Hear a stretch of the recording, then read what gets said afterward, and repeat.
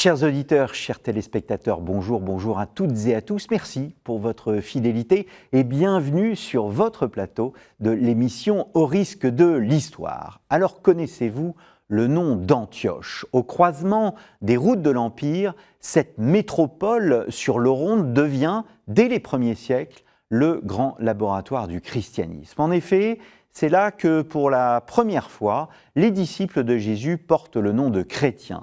C'est dans cette ville que se structure aussi une église mêlant juifs et païens, pensée biblique et culture grecque. Ici prêche Ignace, évêque en marche vers le martyre. Ici prêche Jean Chrysostome, génie de la parole. Deux pères, parmi d'autres bien sûr, qui font d'Antioche à la fois un foyer spirituel et un centre intellectuel, bref, un lieu où l'on discute de la Bible, du Christ, bien évidemment, et de la vie chrétienne avec une intensité inégalée. Entrer dans Antioche, c'est donc entrer dans un christianisme en ébullition pour entendre ce qu'il a encore à dire aux croyants d'aujourd'hui, plongés eux aussi dans un monde multiple et débordant de questions. Et c'est ce que je vous propose de voir avec le hiéromoine Élisée. Abouna, bonjour. Bonjour. Merci d'avoir répondu à notre invitation. Alors, nos auditeurs ne connaissent peut-être pas la qualification d'Abouna. Oui. Abouna veut dire père. Mon père. Mon père, c'est une qualification propre à l'Église melkite? Non, à tout le Moyen-Orient. À tout le Moyen-Orient. Aux églises du Moyen-Orient. Voilà. Donc vous êtes un moine catholique melkite, vous êtes prêtre également.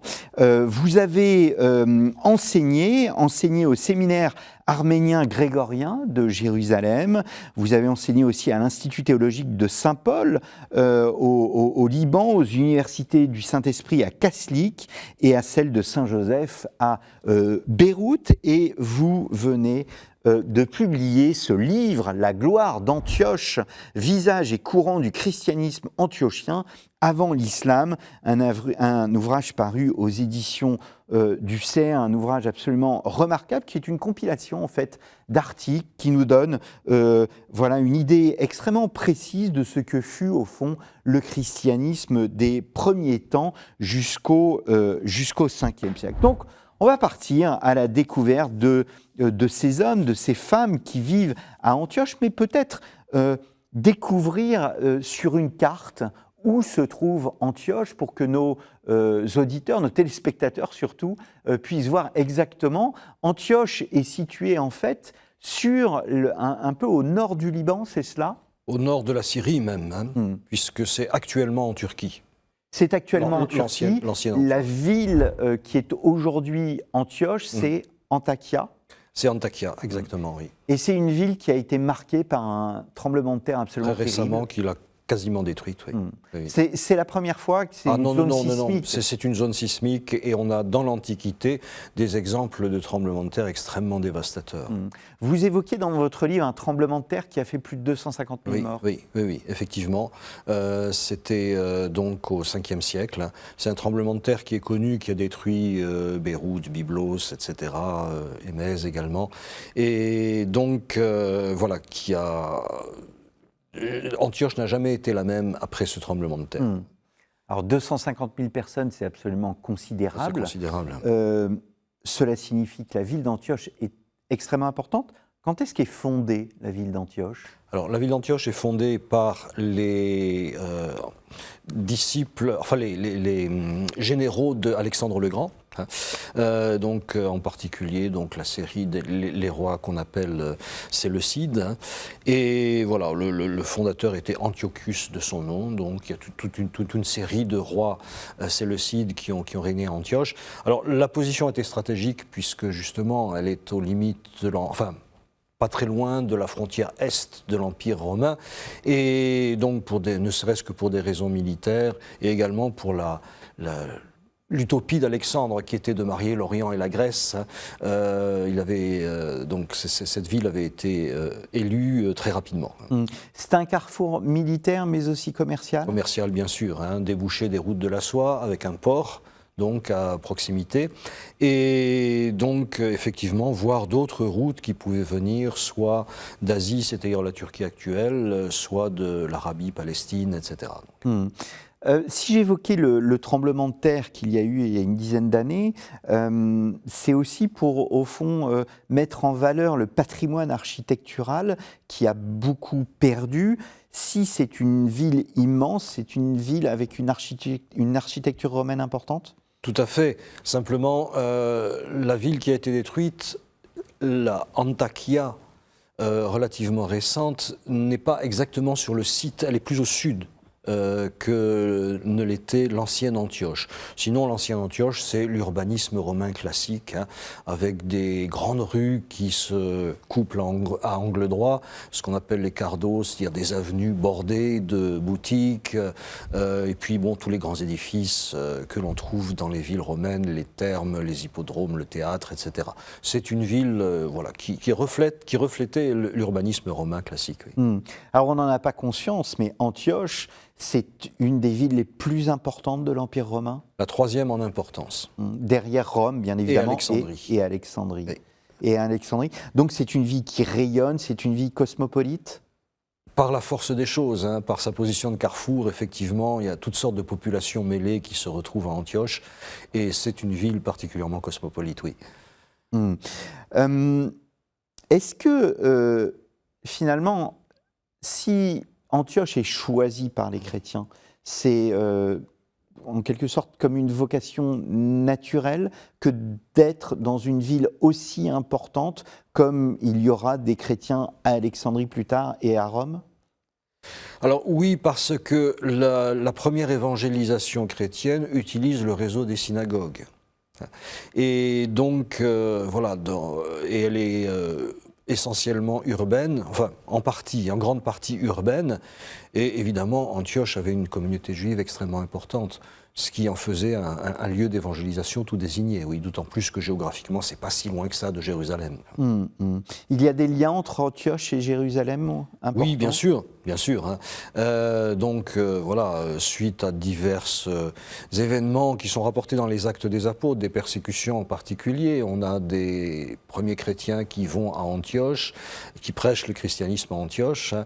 Vous l'avez signalé, donc c'est là qu'on donne le nom de chrétien aux fidèles de la nouvelle foi. Ce qui est un nom péjoratif en quelque sorte. Alors, c'est difficile à dire. Hein. Oui. Par certains, ça peut être effectivement péjoratif en ce sens que c'est les disciples d'un prétendu Messie.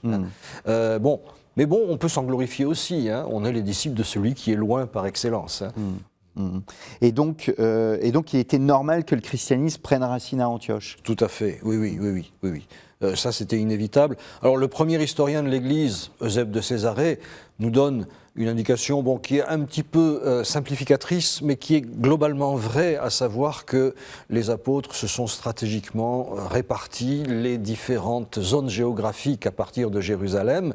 Et donc, vers le nord, c'était Antioche. La première grande étape, c'était Antioche, évidemment. Tous les apôtres, qu'est-ce qu'on sait de l'implication des apôtres à Antioche aujourd'hui ? Alors, il y a les grandes figures, qui sont les collaborateurs de saint Paul, dont il est parlé dans les Actes des Apôtres, comme Barnabé, par exemple. Un ancien patriarche de notre Église avait coutume de faire cette boutade en disant, voilà, en dignité, je suis le numéro 2 dans l'Église, mais si Saint-Pierre s'était arrêté à Antioche, eh bien, je serais le numéro 1. Donc, Saint-Pierre, Saint-Paul, oui. Bien évidemment, on va y revenir. Est-ce qu'on sait, parce que pour Rome, nous savons que, ou nous estimons en tous les cas que la première prédication de Pierre, comme c'était à la Pâque, il y avait des Romains, des Juifs romains qui étaient là, et donc quand ils sont revenus, ils ont formé la première communauté chrétienne. Ce n'est ni Pierre ni Paul qui ont créé cette communauté. Comment ça se passe à Antioche ? On sait d'où viennent les premiers chrétiens, ou est-ce que ce sont les apôtres qui ont créé véritablement la première communauté chrétienne là-bas ?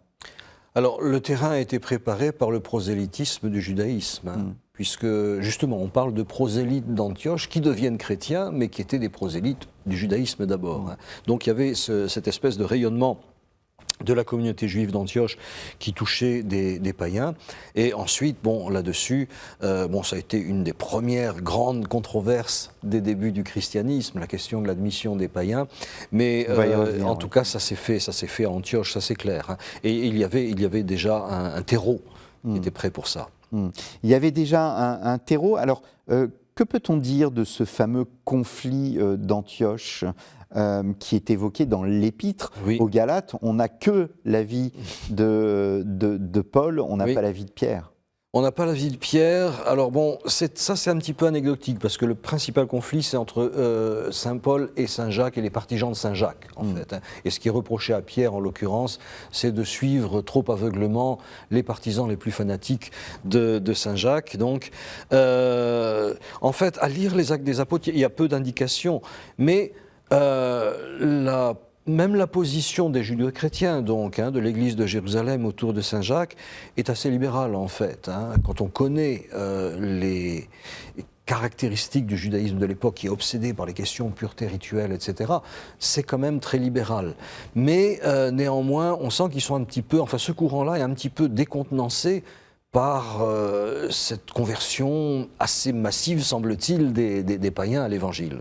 Et donc, voilà, c'est pas tellement sur le principe, en fait, de l'admission des païens, c'est sur les modalités de leur intégration dans le nouveau christianisme. Ouais. Vous évoquez dans votre livre la commensalité. Oui. Comment définir cette commensalité et comment expliquer qu'elle est aussi importante dans le christianisme? Eh bien, alors, on peut l'avoir de deux côtés, du côté juif, parce que, c'est bien connu qu'il y a non seulement le repas, le seder de Pâques, bien évidemment, mais des repas de fraternité, qu'on appelle les chavurot, donc, des repas de fraternité entre des juifs fervents. Donc, c'est un lieu religieux très important. Maintenant, la question, dans le judaïsme, c'est non seulement quoi manger, il faut que les aliments soient purs, donc, selon la loi, mais avec qui manger. Et donc les païens sont considérés comme impurs. On le voit avec un épisode de l'Évangile, le centurion, qui dit à Jésus « Ne rentre pas chez moi ». Parce qu'il sait que il pourrait contacter une souillure dans ce cas-là. Donc ça, c'était un problème, cette exclusion des non-juifs de ceci. Et donc ça s'est posé très vite avec les premiers chrétiens, d'autant plus que l'une des manifestations centrales, c'était bien évidemment les agapes et l'Eucharistie qui étaient liées, et donc qui impliquaient un repas. Alors du côté païen, il y avait également la question des idolotites, comme dit saint Paul, c'est-à-dire des viandes sacrifiées aux païens. Et là aussi, il fallait examiner la licéité de ceci. Donc tout ça, ça touche vraiment à ces repas religieux qui sont l'un des cœurs de la manifestation de la foi. Et il y a un moment de bascule où finalement, ce sont les païens, les Grecs, entre guillemets, qui prennent le dessus sur la pratique juive? Alors au niveau de la pratique, c'est un petit peu difficile à dire. Au niveau numérique, ce que l'on peut dire, c'est qu'en fait, on a pensé très longtemps que le judéo-christianisme s'était éteint très vite. En fait, ça a été un processus sans doute beaucoup plus lent, en sachant que beaucoup d'éléments du judéo-christianisme se sont conservés dans les églises de tradition syriaque, qui perdurent jusqu'à aujourd'hui. Alors là, au niveau de la commensalité, c'est difficile à dire, mais là, les interventions de saint Paul dans ses épîtres sont très claires. C'est assez génial ce que dit saint Paul. Enfin, les principes qu'il pose sont vraiment très clairs et permettent de solutionner ce problème pour ce qui est des chrétiens d'origine païenne. Alors, Antioche, c'est un laboratoire de mission auprès des païens ou un lieu de tension entre christianisme d'origine juive et ouverture au monde grec-romain? Les deux. Les deux. Les deux. C'est incontestablement un laboratoire de mission. Bon, on connaît bien les missions de saint Paul, donc à Chypre, en Asie mineure, en Grèce, etc. Mais il y a les missions vers l'Est. Oui. vers Édesse, vers la Mésopotamie également, qui partent d'Antioche, puisque Antioche, pendant au moins les 4 premiers siècles, a été considérée comme l'église mère de toute cette chrétienté syriaque qui s'est développée là-bas. Donc, incontestablement, peut-être le pôle missionnaire le plus dynamique de l'Antiquité.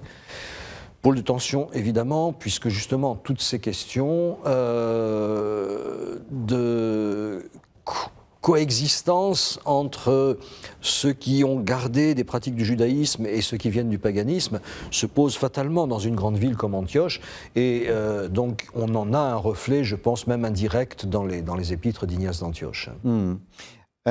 Est-ce qu'on peut dire que c'est Antioche, une sorte de quartier général des chrétiens, plus, par exemple, que ne pourrait l'être Jérusalem à la fin du 1er siècle?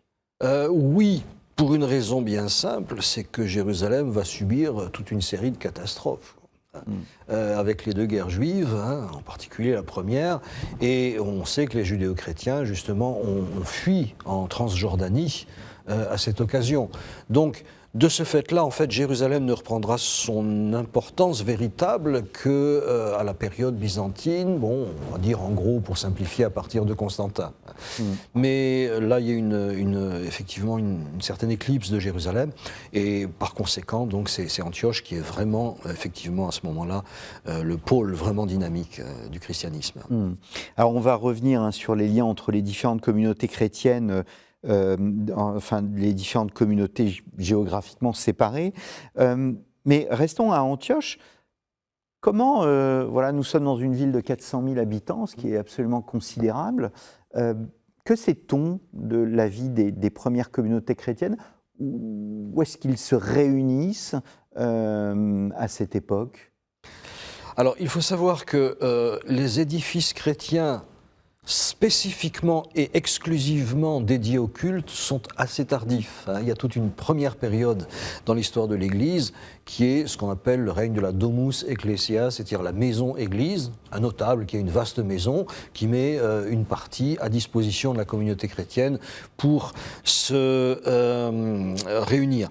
En tenant compte du fait que pendant toute cette période, enfin jusqu'à Constantin, le christianisme est une religio illicita, un culte oui, illégitime, non reconnu par l'État, et donc susceptible de poursuite. Donc ça implique une espèce de semi-clandestinité.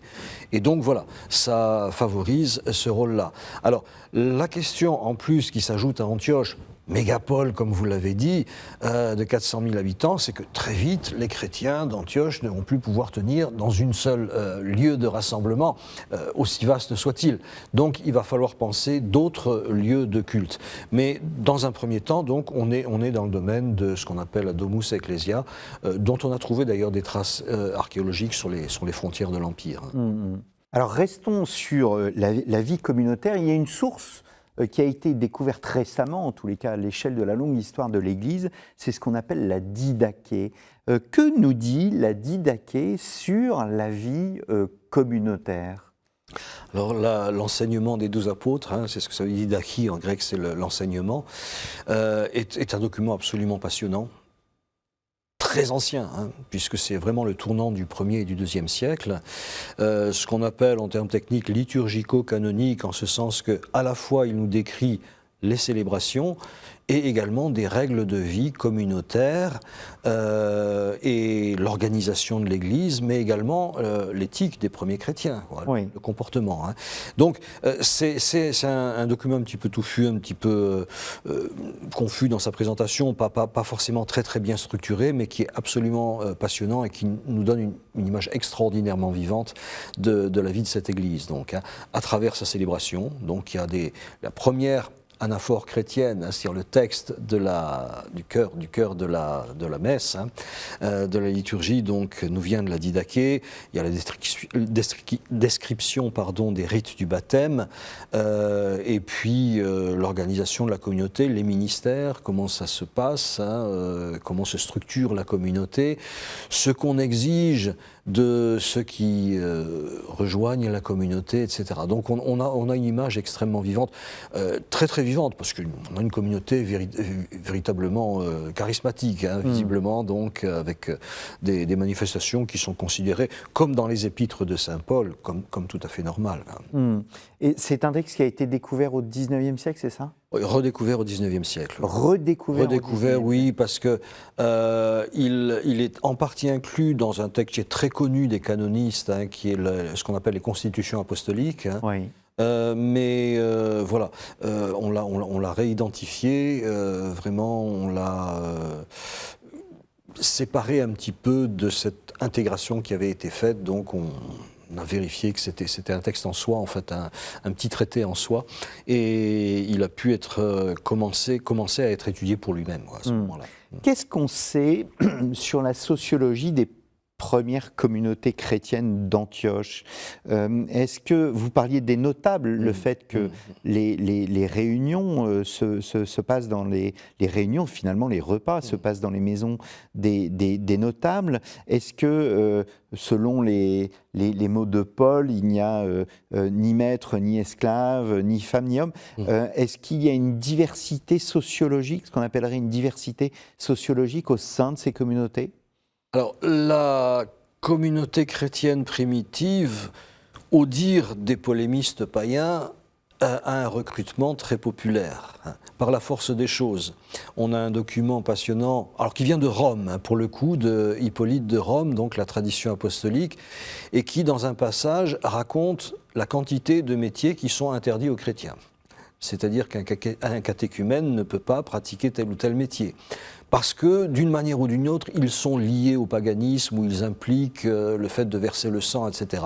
Ce qui fait que, en fait, les chrétiens pouvaient pratiquer un genre de métier assez restreint, essentiellement le commerce, par exemple, l'artisanat, hein, mais également, donc, on le sait, d'ailleurs, les polémistes païens qui sont des aristocrates extrêmement méprisants, hein, pour le bas peuple, donc ne se font pas faute de le remarquer, beaucoup d'esclaves. Parce que pour les esclaves, c'est une libération. C'est le christianisme, parce qu'on a du mal à réaliser ce qu'est le statut de l'esclavage dans l'Antiquité, avec des façons de l'appliquer qui sont très différentes, hein, selon les lieux. Mais l'esclave, c'est une chose, hein. C'est une propriété, c'est un meuble, oui, de son maître, juridiquement. Et le christianisme, par l'intégration des esclaves, leur a donné leur humanité, véritablement. Ça a constitué dans leur dignité humaine. Et donc, c'est pour ça qu'il y a eu un énorme succès vis-à-vis de la population servile, qui était énorme, hein, pas loin de la moitié de la population de l'Empire. Alors, j'en reviens à l'organisation des communautés, notamment de la communauté d'Antioche.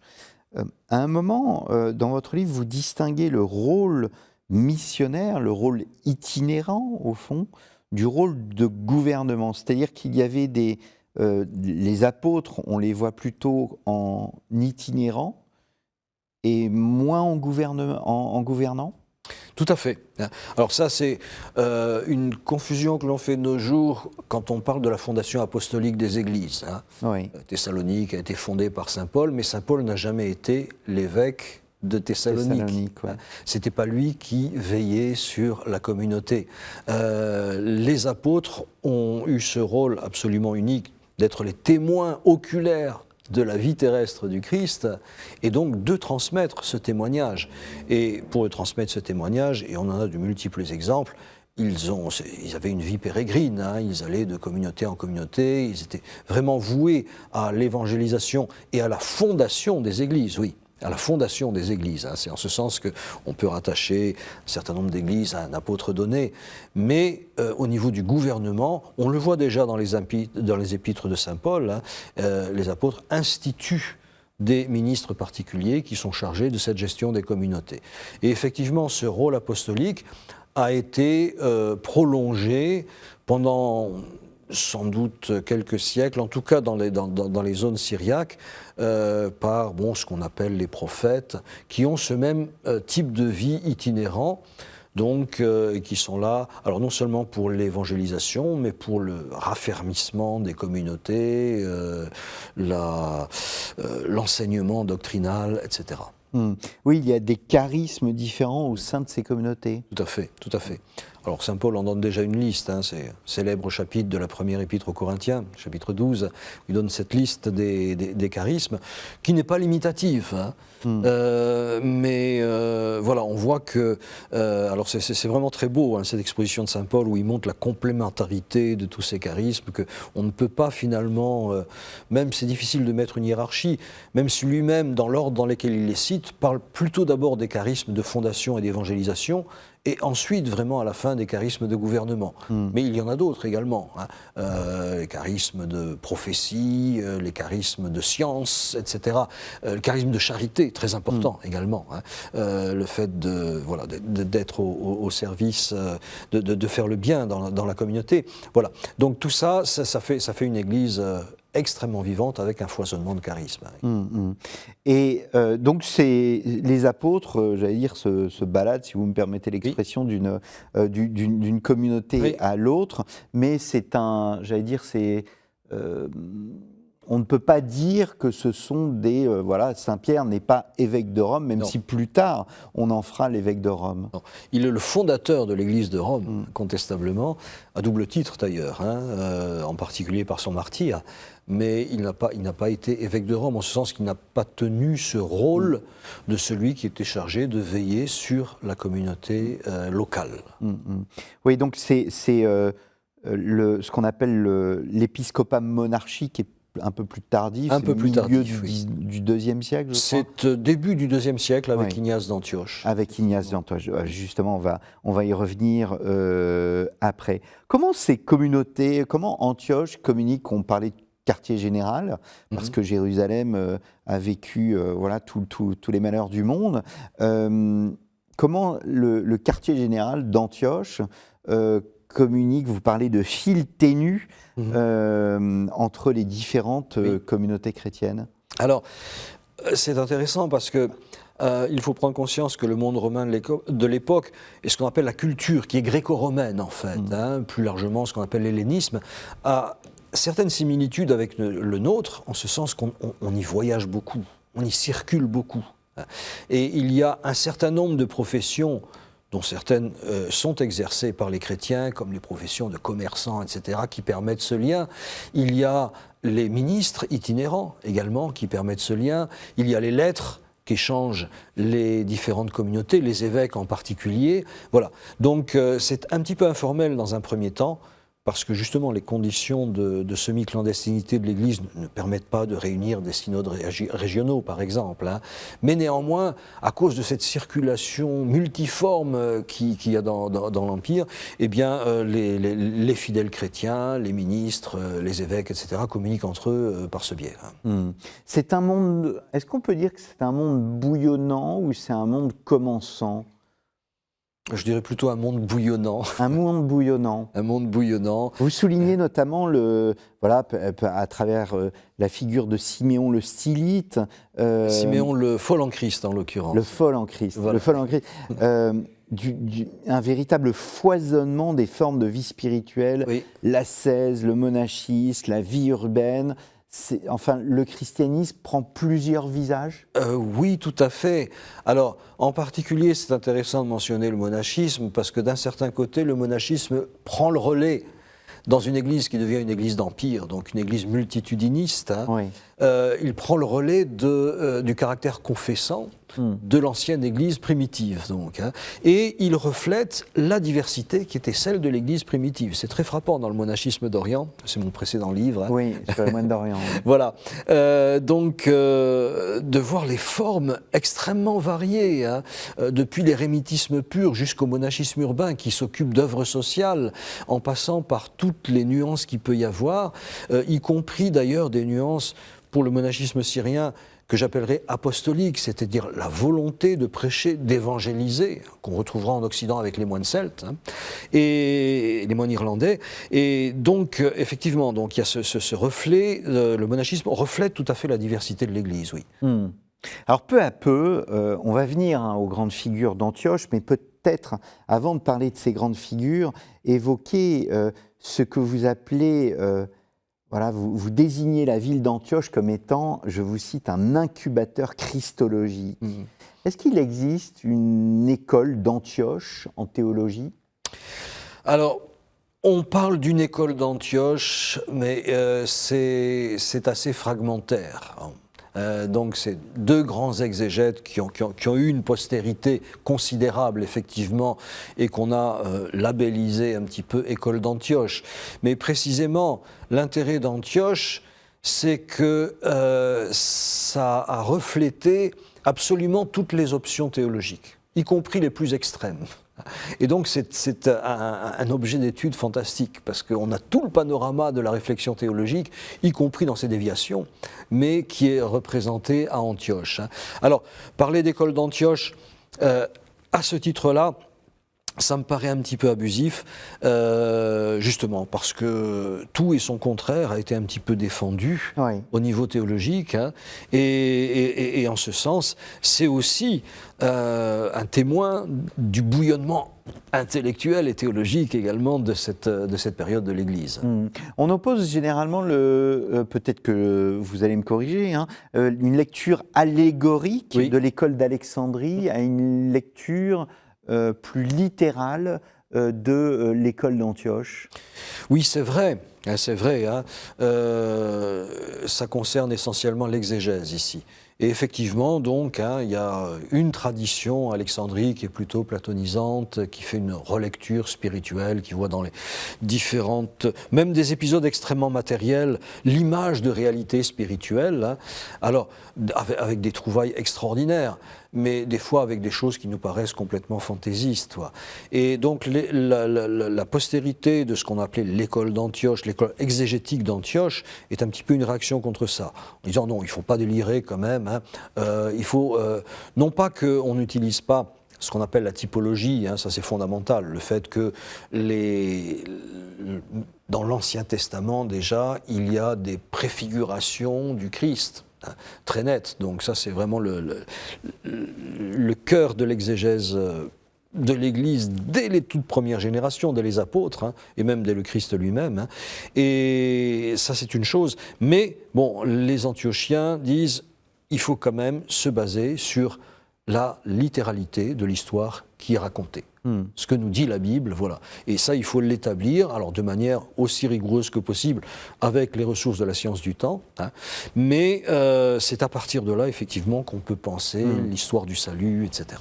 Je cite souvent Marc Bloch, le christianisme est une religion d'historiens. C'est précisément parce qu'il faut avoir une lecture littérale que le Nouveau Testament est une histoire, l'histoire d'un Dieu incarné, qu'il faut la lire de façon littérale? Alors, tout à fait. De façon littérale, oui, en sachant que c'est la base. Mais le christianisme, non seulement une exégèse historique, c'est une théologie de l'histoire, ce qu'on appelle l'économie divine, donc le déploiement dans l'histoire du plan divin. Et ça, c'est vraiment le cœur de la théologie des pères de l'Église, qu'ils soient d'Alexandrie d'ailleurs ou d'Antioche. Oui. On peut dire qu'Antioche a en quelque sorte corrigé Alexandrie? Je dirais équilibré. Équilibré. Alors, il y a... Voilà, on reproche parfois au christianisme d'avoir laissé de côté en fait la pensée grecque, la culture grecque, etc. Or, c'est un mensonge absolu parce que le christianisme est intrinsèquement grec, on peut le dire. Alors, il faut faire une petite nuance parce que justement, comme on n'a pas eu de témoignages directs, en particulier dans le Nouveau Testament, qui nous parle surtout des missions de Saint Paul en milieu hellénophone, il y a eu toute cette évangélisation vers l'Est. Là encore, à partir de communautés juives qui étaient implantées à Babylone depuis l'exil, etc., et qui étaient extrêmement florissantes, donc qui s'est déployée en araméen et qui a constitué une chrétienté considérable. Cela dit, même entre l'araméen et le christianisme d'expression grecque, on ne peut pas faire de césure nette. Il y a des passerelles. On traduit Éphrem et Isaac, le grand mystique, donc Isaac de Ninive, on les traduit en grec. les Syriaques traduisent des pères de l'Église grecque en syriaque, etc. Donc il y a une interpénétration entre les deux. Mais c'est un fait que, pour ce qui est de l'élaboration de la doctrine chrétienne, ça s'est passé en milieu hellénophone. Et tous ces gens dont on parle, Théodore de Mopsuès pour l'école d'Antioche, etc., Jean Chrysostome, bien évidemment, et beaucoup d'autres, sont des hellénophones qui sont formés à partir de ce qu'on appelle la pédia, donc le cycle d'études tout à fait classique de la rhétorique en particulier, de l'Antiquité, qui sont imprégnés complètement de culture grecque. Et alors, leur tâche va être d'exprimer le christianisme, la révélation biblique, dans une langue et avec des concepts qui sont pas toujours, qui ne recouvrent pas toujours en fait les principaux concepts bibliques, d'où la création d'un véritable grec chrétien, c'est-à-dire une expression du christianisme dans la langue grecque en forgeant des concepts en grec, mais qui auront une signification spécifiquement biblique. Il y a un souci de clarté rationnelle dans la volonté de défendre le christianisme? Alors, je dirais qu'il y a un souci de l'exposer rationnellement, Oui. parce qu'il y a toujours à la base, y compris dans les conciles œcuméniques, la conscience du mystère divin. On est dans un mystère, quelque chose qui nous dépasse, qui dépasse tous les discours qu'on peut avoir. Cela dit, il y a une transmission, une explication, une intelligence de la foi qui doit être présentée, et je dirais que la langue grecque a été providentielle à ce titre-là, parce que c'est une langue à la fois souple et spéculative, qui permet la création de concepts, etc. Et donc, ça a été véritablement un instrument vraiment rêvé pour développer la doctrine chrétienne, l'exprimer effectivement aussi rationnellement que possible, en sachant que le mystère divin reste ineffable. Le christianisme aurait pu se contenter de la foi seule. Il ne se contente pas de la foi seule. Il faut la foi et la raison. Oui. Alors bon, c'est une catégorie qui est peut-être un petit peu moderne, Oui. cette distinction stricte entre la foi et la raison. Je dirais la foi et l'intelligence de la foi. Parce qu'il y a cette foi qui est une adhésion. C'est une adhésion au Christ, qui est une adhésion à une personne, donc essentiellement. Et à partir de là, effectivement, il y a toute une réflexion en particulier sur le salut. Comment s'opère le salut de l'humanité, du cosmos, sur l'histoire, comment se développe justement la révélation au cours de l'histoire. Et tout ça, ça demande une réflexion rationnelle, si on peut, si on veut. Oui. Vous réhabilitez un personnage qui s'appelle Théophile d'Antioche. Oui. Alors, réhabilité, c'est peut-être pas le mot, parce que je pense pas qu'il ait été dénigré, mais il est un peu méconnu. considéré comme un personnage par rapport à Ignace ou Jean Chrysostome. Oui. Méconnu et parfois un petit peu de seconde zone comme ça, alors que justement il est extrêmement représentatif de ce formidable effort qui a été fait d'exprimer le christianisme dans les catégories grecques. Il faut savoir qu'il s'adresse à des gens qui ne connaissent rien de la Bible. C'est pas comme les judéo-chrétiens. Les judéo-chrétiens, leur polémique avec le judaïsme, ils sont en terrain commun, ils se comprennent à demi-mot, ils sont imprégnés de culture biblique. Alors je ne dis pas que les pères de l'Église ne le soient pas. Les pères de l'Église sont imprégnés de culture biblique, mais ils doivent la transmettre à des gens qui n'y connaissent à peu près rien. Ce sera le cas pour Jean Chrysostome également. Et donc, il y a cette volonté d'essayer de penser en catégorie grecque ce que c'est que la révélation, et en particulier avec ces idées assez géniales, donc entre autres du verbe, les semences du verbe, c'est-à-dire que la vérité divine se manifeste par éclat, je dirais, dans certaines cultures. Il y a des éléments de cette vérité divine qui sont dans les différentes cultures, et il faut exploiter ces jalons donc pour amener à la foi chrétienne. Alors, laissons de côté Théophile et venons-en à Ignace, le fameux Ignace d'Antioche. C'est le troisième évêque d'Antioche, c'est bien ça? C'est le 6e ou quelque chose comme ça. Sixième, je pense, quand même. hein, oui, oui. Et martyr du début du IIe siècle. Comment ce personnage peut éclairer notre compréhension de l'Église, de l'époque, de l'Eucharistie, et aussi de la communion, du rôle de l'évêque? Eh bien, c'est passionnant parce que justement, Ignace écrit à des églises, comme saint Paul. Il écrit à des églises ou à des évêques, et c'est essentiellement, c'est un mystique, hein, mais c'est un pasteur. Voilà. Et il nous parle de choses tout à fait concrètes, alors, des controverses doctrinales qu'il peut y avoir déjà dans l'Église, mais aussi de l'organisation de l'Église, de l'unité de l'Église. C'est vraiment son leitmotiv, hein. L'unité de l'Église locale, l'unité de toutes les Églises. Et donc, c'est là qu'on retrouve les dissensions qui ont pu exister entre certains pratiquants du judéo-christianisme qui considéraient que le respect d'un certain nombre de lois juives n'était pas compatible avec l'accueil des païens, et donc qui, sans doute, tenaient des assemblées particulières, et puis donc les pagano-chrétiens. Et donc Ignace s'efforce de penser ceci et d'élaborer une véritable ecclésiologie de l'unité du corps du Christ.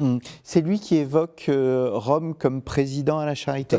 Tout à fait. C'est une très belle formule, donc, dans sa lettre à l'Église de Rome, l'Église qui préside à la charité, tout à fait. Et là, on retrouve à un niveau supérieur cette question de l'unité. Il y a l'unité de la communauté locale, il y a également l'unité régionale des églises, avec toutes ces lettres qu'il écrit à des églises relativement proches géographiquement, et il y a l'unité au niveau de l'église universelle, donc, dont Rome est le pôle, et dont Rome doit avoir le souci. Est-ce que cela signifie qu'on est déjà vers un christianisme fortement structuré? C'est un petit peu tôt de parler de structuration, y compris du ministère d'unité, du ministère pétrinien à cette époque, hein. C'est quelque chose qui va évoluer, mais on voit que ça reste quand même quelque chose d'essentiel, un souci essentiel, un problème essentiel, la question de l'unité de toutes les églises, hein, qui est polarisée autour de Rome. Alors, les formes que ça prendra vont évoluer, vont se préciser, hein. Il ne faut pas faire d'anachronisme là et projeter Vatican I déjà sur l'époque de Ignace, mais voilà, donc on a cette conscience de la catholicité de l'Église de Rome dès le début, ça c'est clair. Ensuite, les formes que prendront l'exercice de ce ministère d'unité, ça c'est variable, et c'est évolutif. Vous décrivez bien le martyre de ce personnage Ignace d'Antioche. C'est un martyr pour Dieu. Alors vous allez me dire que j'ouvre une porte ouverte. C'est absolument pas une volonté de fuite du monde. Comment qualifier ce martyr? Alors, ce n'est pas moi qui en parle, puisque je laisse parler Ignace, qui a des phrases extraordinaires, vraiment. Donc, je dirais que le martyr, dans sa conception, c'est la parfaite imitation du Christ, jusque dans les modalités de sa mort. Donc c'est véritablement l'incorporation au Christ, hein, la réalisation de ce que saint Paul dit, ce n'est plus moi, c'est le Christ qui vit en moi, voilà, jusqu'au bout, absolument, littéralement, hein. Et donc il y a cette idée que le martyr, d'ailleurs, on parle toujours de la couronne du martyr, c'est le couronnement de la vie chrétienne, hein, parce que c'est le couronnement de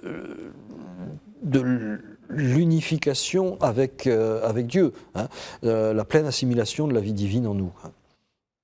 Alors, venons-en à l'autre géant, où il est peut-être un peu plus grand qu'Ignace, c'est Saint Jean Chrysostome, parce que son œuvre est plus importante en volume et théologiquement. Alors, considérablement.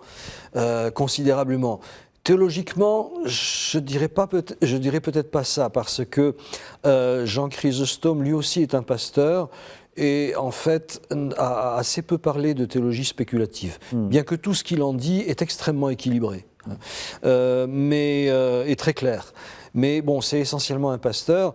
Mais voilà, c'est Chrysostome, comme son nom l'indique, la bouche d'or, c'est-à-dire le plus grand orateur de son époque. C'est pour ça d'ailleurs qu'il a été quasiment kidnappé pour être amené à Constantinople, à cause de son prestige d'orateur.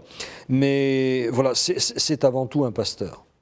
Et c'est ce qui est intéressant dans la prédication de Jean Chrysostome. Alors, ce sont les formes de la rhétorique grecque qui sont un peu déroutantes littérairement pour nous, des fois, mais néanmoins, sa façon d'entrer dans les détails, de montrer comment chaque condition en fait, sociale, etc., peut et doit être consacrée par la vie chrétienne, quoi. Donc c'est un des premiers qui parle de la famille comme une église domestique, c'est une très très belle image, etc., etc. Donc en ce sens-là, c'est vraiment, je dirais, un pasteur incomparable. Pasteur incomparable, immense pasteur. Est-ce que on connaît mieux le monde antiochien grâce à lui? Est-ce que dans ses textes, dans ses homélies, on en sait davantage sur ce qu'était la vie chrétienne à Antioche? Oui, bien sûr. Mais je dirais qu'on pourrait l'élargir au monde antique en général. Oui. Antioche est un petit peu un microcosme dans ce cas-là. Et ce que l'on voit chez Jean Chrysostome, qui reflète l'entreprise catéchétique des pères de l'Église d'une manière générale, mais chez lui c'est particulièrement marqué, c'est cette volonté de hausser le niveau spirituel des nouveaux entrants dans l'Église. Il faut comprendre que la légalisation de l'Église est récente. L'époque de Jean Chrysostome. On a comme les empereurs deviennent chrétiens à ce moment-là, donc des masses qui veulent se faire baptiser, des masses qui viennent du paganisme. Et donc voilà, il faut s'efforcer de gérer tout ça, il faut s'efforcer de le christianiser, de le sanctifier. Et donc l'entreprise de Jean Chrysostome, elle est très très fortement marqué par ce côté-là. Donc, sachant qu'il a été moine dans sa jeunesse, et pour lui c'est un petit peu l'idéal de la vie chrétienne. Donc, il voudrait que voilà, tout le monde, ou presque, vive comme des moines.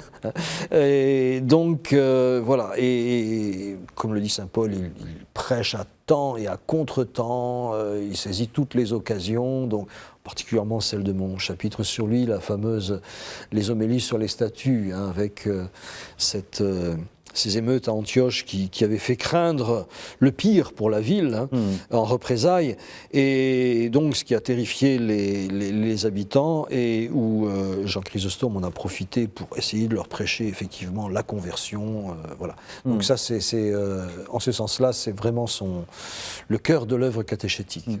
La mémoire de l'ancienne église d'Antioche, parce qu'on arrive au terme de cette émission, il nous reste 4 minutes, la mémoire de l'ancienne église d'Antioche demeure vivante dans les églises orientales aujourd'hui? Oui, à travers la liturgie en particulier. Alors évidemment, il y a tout le patrimoine patristique. Oui, on n'a pas évoqué la liturgie, c'est tout un chapitre. On continue... Il y a une liturgie antiochienne. Oui, voilà. Oui. On continue à lire Saint Jean Chrysostome, on continue à lire Ignace d'Antioche, etc. Donc ça, c'est je dirais, un patrimoine de l'Église indivise de toute façon, mais qui continue à être cultivé et inspirant encore aujourd'hui. Mais surtout, donc, il y a la liturgie. Alors qu'il y a cette particularité d'intégrer une hymnographie extrêmement riche, qui est une véritable catéchèse théologique exposée en termes populaires et lyriques. Une manière d'exposer le mystère chrétien qui est absolument extraordinaire, dans le domaine syriaque comme dans le domaine hellénophone d'ailleurs, dans le domaine grec, mais à travers la liturgie, c'est même dans les périodes difficiles, quand l'islam se faisait oppresseur, etc., c'est vraiment ce qui a permis à la chrétienté de se maintenir. Et donc, en plus, je dirais que Antioche, c'est un petit peu la matrice liturgique à l'exception un petit peu d'Alexandrie, qui est un petit peu à part, mais de toutes les églises orientales. On peut apporter le modèle d'Antioche, carrefour de culture, carrefour d'ethnie, ville cosmopolite, lieu de courants théologiques différents. On peut apporter le modèle d'Antioche à des chrétiens d'aujourd'hui qui sont précisément confrontés à la pluralité culturelle, au dialogue interreligieux, au débat interne dans l'Église. Antioche est un exemple? J'en suis persuadé. Théophile d'Antioche, pour utiliser un terme... Théophile d'Antioche, pour utiliser un terme moderne, est un modèle d'inculturation. C'est-à-dire, c'est celui qui a pensé, qui s'est efforcé de penser le christianisme dans un domaine qui n'est pas son domaine natif. Et à ce titre, je crois qu'il est tout à fait inspirant, en sachant qu'il y a cet enracinement biblique dans la révélation qui est le préalable indispensable. Mais néanmoins, et là on élargit les bases, c'est pas seulement l'hellénisme, mais c'est l'Afrique, c'est l'Asie qui effleuré tout juste par le christianisme, etc. Donc oui, c'est incontestablement une source d'inspiration. Eh bien, merci beaucoup, Abouna, d'être venu. La gloire d'Antioche, visage et courant du christianisme antiochien avant l'islam, un ouvrage paru aux éditions du Cerf, un ouvrage au carrefour de l'histoire, de la théologie naturellement, mais aussi de l'archéologie, de nombreux articles donc, qui nous permettent de mieux comprendre ce que fut ces communautés chrétiennes, cette communauté chrétienne des premiers siècles.